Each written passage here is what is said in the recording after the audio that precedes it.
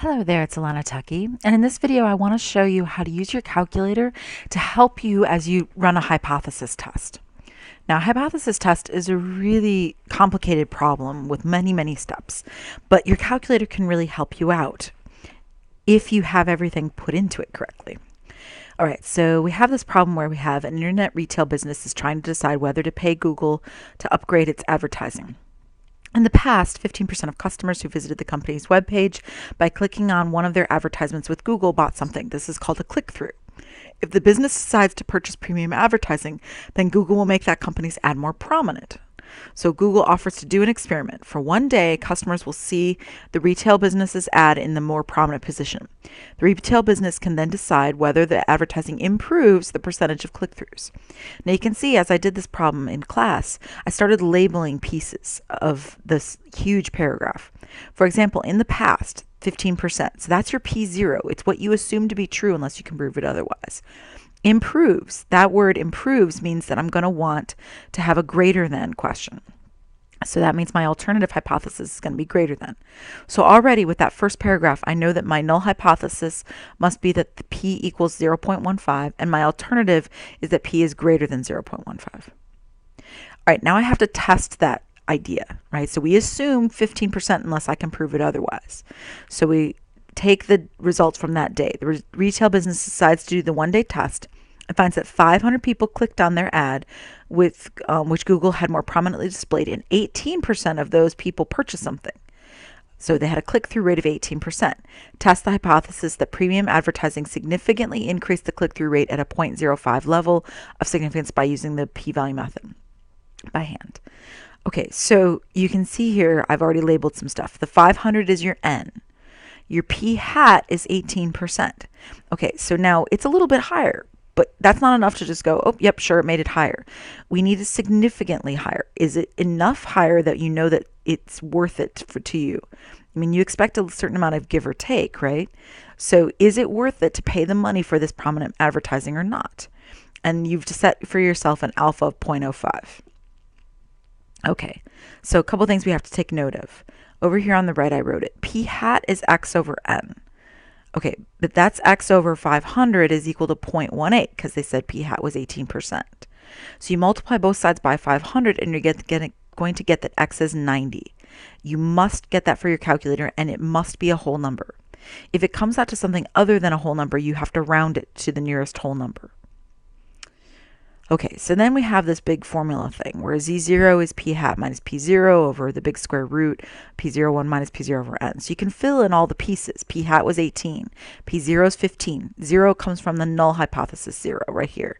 It means that you assume the null hypothesis value of 15% unless you can prove it otherwise. So 15%, 15%, n is 500. All right, so I'm going to get this from my calculator, and here's how. Grab my calculator, go to Stat, go to Tests, and I want number 5. I want a 1 prop Z-test.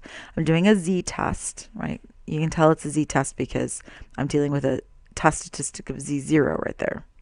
Okay? All right, so then, and it's 1 because we're in that chapter right now. Chapter 11 will have 2 when you have to compare 2 different ones. All right, our P0 was 0.15. That's from our null hypothesis, null being the 0 hypothesis. Our X was 90. Our N is 500. And again, you have to get a 90, or excuse me, a whole number for X. Has to be. Now I want improves. That's this one over here on the far right. So I'm going to go over there and press Enter on it. That way it's dark when I move away. And a color option is only available on the new calculators, which I have here. And I go to Calculate and press Enter. And there I have it. The proportion is greater than 15%. And see the Z right there? Z is 1.879. And sure enough, that's what I wrote. 1.879 right there. Okay, so then what about the p-value? So you draw your picture, you shade it. So you put your Z0 value, which you just got, which is 1.879. That goes down there. And you know to do that, by the way, because it says to do it right in the table that you have when you take your tests. So you're doing the p-value approach. It's a right-tailed test. So you're doing this picture over here. So you put z0 down, which we found to be 1.879, and then you label your p-value up above it. Okay, so the p-value comes from the calculator as well. So it's right here. It's 0.03, right there, 0.03. So we label that. And then we're going to reject the null hypothesis because 0.03 is less than 0.05, which was our alpha. All right, so the calculators helped us by doing a lot of the heavy calculation lifting. We find the p-value from the calculator. We find the z-score from the calculator. But in order to do that, you have to have a whole number for x, right? It has to be. All right, just real quick, the calculator can also help you with the classical method, but not quite in the same way. So when you do the classical method, let me go to the notes here. When you do the classical method, you have to have it so that your right-tailed test right here, you have z alpha and alpha, right? Okay, alpha was 0.05. So what you need to know is what's the z-score that goes with 0.05. Sorry, that's the p-value method right here. So you can see I found 1.645 here. But you can do it by saying, okay, if alpha's 0.05 is that tail, then 0.95 is over here on this portion. And I can take my calculator and I can do inverse norm, second distribution, inverse norm, 0.95. Oops, I need a decimal point in there. 0.95. There we go. Go down to paste, enter. This is just a review. We've seen this before. Enter. And there's the classical method question, right? The critical value, excuse me, 1.645. So that's how to use the calculator to do it. And I say right in here, right? Determine your critical value either using inverse norm, which we just did, or the bottom row of the t-table if possible. So let me go to the t-table. So here's the t-table. We had 0.05 in our tail right here. So this is our column. And we want the z, so you're going to go to the bottom row, and it's 1.645 right there. All right, so that's how you get that value out of it. And that's how you get your critical value. And again, I put it right in the notes that you get to use on your test because you get to use all of those inferential statistics tables, all these ones like this, on your final exam as well as your exam 3 if you're a face-to-face student.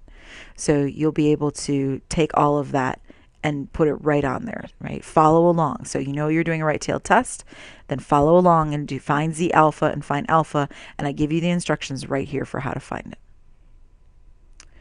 All right, so we're all done with that section. I'll see you back here for more videos.